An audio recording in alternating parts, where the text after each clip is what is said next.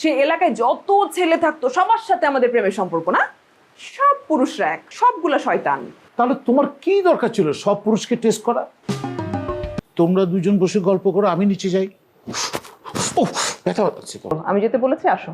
চলো না, আসো না প্লিজ। দুলাভাই যান না। কি ব্যাপার, কি হঠাৎ করে কেন ডাকছো? কালাম ভাইয়ের সাথে এভাবে কথা বলতেছো কিসের জন্য? কালাম ভাইয়ের সাথে আমি আবার কিভাবে কথা বললাম? না তুমি তাকে অসম্মান করে কথা বলতেছো। না না, আমি তো যথেষ্ট সম্মান দিয়ে কালাম ভাইয়ের সাথে কথা বলছি। তুমি আমাকে তাহলে তাকে ইনায় বিনায় এত প্রশ্ন জিজ্ঞেস করতেছিলা কিসের জন্য?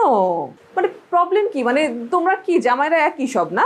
সে এলাকায় যত ছেলে থাকতো সবার সাথে আমাদের প্রেমের সম্পর্ক না, সব পুরুষরা এক, সবগুলা শয়তান। তাহলে তোমার কি দরকার ছিল সব পুরুষকে টেস্ট করা?